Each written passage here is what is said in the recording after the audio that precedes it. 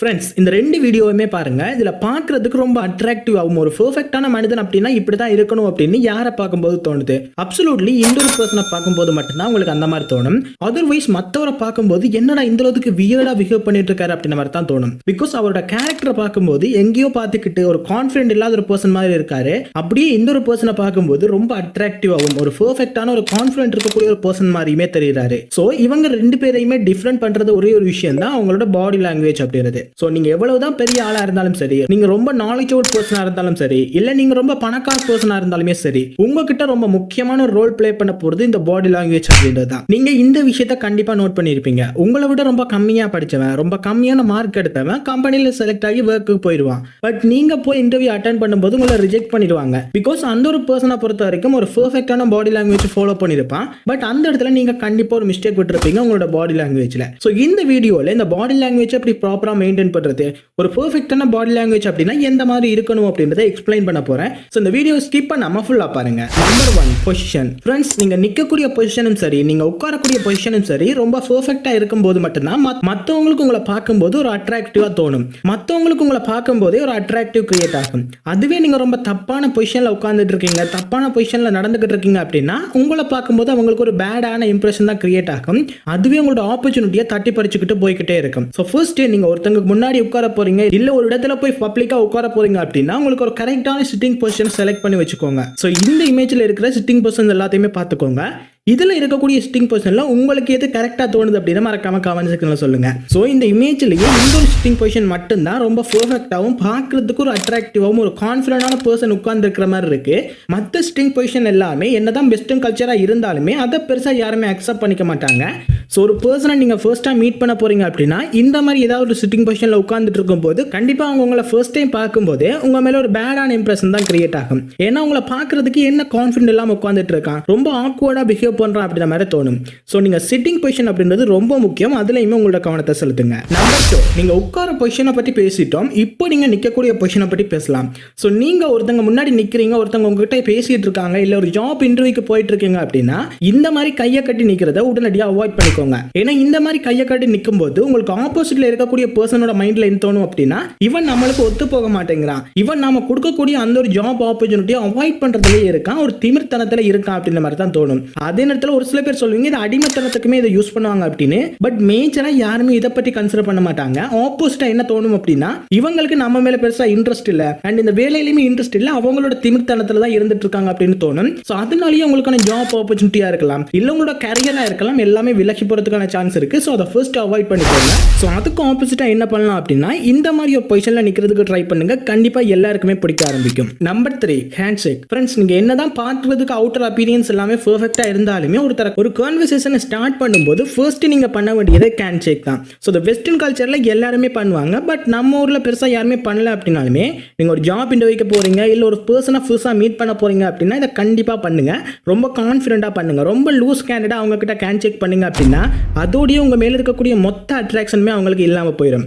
So first நீங்க ஒருத்தங்க கிட்ட ஹேண்ட் ஷேக் பண்றீங்க அப்படின்னா ரொம்ப கான்ஃபிடென்ட்டா கொடுங்க, ரொம்ப ஸ்ட்ராங்கான ஒரு ஹேண்ட் ஷேக்கை கொடுங்க. ஸோ அந்த ஒரு நிமிஷத்துல இருந்தே அவங்க உங்க மேல அதிகமான இம்ப்ரெஷனை கிரியேட் பண்ணிடுவாங்க. அதுக்கப்புறமா அவங்களோட மொத்த அட்டென்ஷனுமே உங்க மேல வர ஆரம்பிச்சிடும். நம்பர் 4, நம்மளோட பொசிஷன், நம்மளோட ஹேண்ட் ஷேக் இதெல்லாம் எந்த அளவுக்கு முக்கியமோ அதை விட ஒரு மேஜர் ரோல் பிளே பண்ணக்கூடிய விஷயம் அப்படின்னா நம்மளோட ஐ கான்டாக்ட். ஒருத்தங்க உங்ககிட்ட பேசிட்டு இருக்காங்க, அவங்களோட ஃபீலிங்ஸ் ஷேர் பண்ணிக்கிட்டு இருக்காங்க, அவங்களோட லைஃப்ல நடந்த விஷயங்களை ஷேர் பண்ணிட்டு இருக்காங்க அப்படின்னா கண்டிப்பா நீங்க ஐ கான்டாக்ட் மெயின்டைன் பண்றது ரொம்பவுமே முக்கியமான விஷயம்.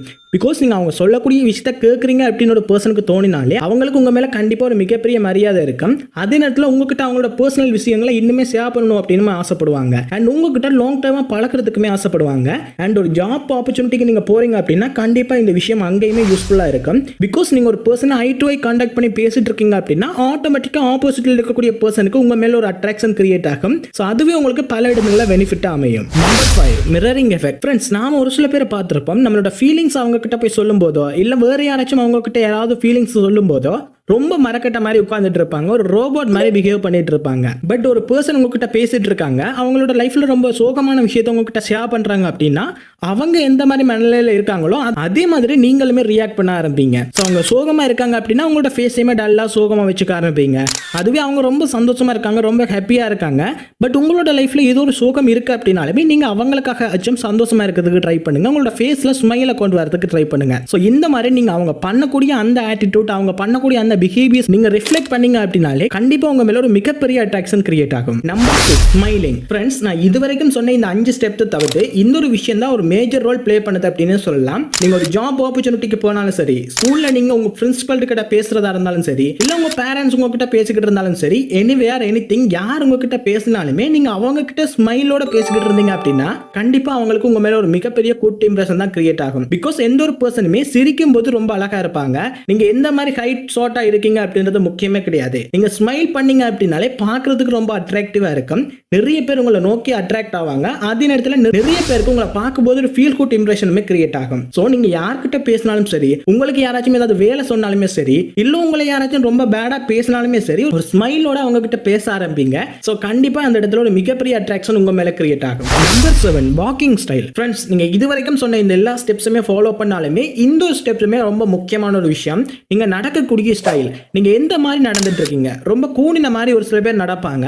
இந்த மாதிரி நடக்கக்கூடிய ஒரு பர்சனை பார்க்கும்போதே நம்மளுக்கு என்னடா இவன் இந்த மாதிரி நடந்துட்டு இருக்கான், ஒரு கான்ஃபிடென்ட்டே இல்லை, அவரோட பாடியில எந்த அளவுக்கு எனர்ஜியே இல்லாத மாதிரி நடந்துகிட்டு இருக்கா அப்படின்ற மாதிரி தான் தோணும். பிகாஸ் அந்த மாதிரி நீங்க கூனி நடக்கக்கூடிய பர்சனா இருந்தீங்கன்னா யார் பார்த்தாலுமே இந்த மாதிரி தான் தோணும். ஸோ உங்களுக்கு கூட நீங்க இந்த மாதிரி ஒரு பர்சன் நடக்கிறத பார்த்தா கண்டிப்பா இந்த மாதிரி தான் தோணும். ஸோ நீங்க ஃபர்ஸ்ட் கூனி நடக்கிறத ஸ்டாப் பண்ணிக்கோங்க. இப்போ நிறைய பேர் இந்த கம்ப்யூட்டருக்கு முன்னாடி இருந்து ஒர்க் பண்றது ஆட்டோமேட்டிக்காவே உங்களுக்கு கூணல் விழ ஆரம்பிச்சிருது. பட் இதுக்காக நீங்க ரெகுலர் எக்ஸசைஸ் அப்படின்றத பண்ண ஆரம்பிங்க. ஸோ நீங்க எந்த அளவுக்கு ஸ்மார்ட்டா உங்களோட பாடி பொசிஷரை கரெக்டா நேரா வச்சு நடக்க ஆரம்பிக்கிறீங்களோ, ஸோ அந்த செகண்ட்ல இருந்தே மற்றவங்களோட ஃபோக்கஸ்டுமே உங்க மேல வர ஆரம்பிக்கும். அண்ட் அதே நேரத்தில் நீங்க நடக்கக்கூடிய ஸ்டைலுமே உங்களுக்கான ஒரு யூனிக்கான ஸ்டைலா வச்சுக்கோங்க. ரொம்ப ஃபாஸ்டா இல்ல ரொம்ப நத்த மாதிரி ஸ்லோவா நடக்கிறத விட்டுட்டு ஒரு மீடியம் ஸ்பீட்ல ரொம்ப ஸ்டைலிஷா நடக்கிறதுக்கு பழகிக்கோங்க.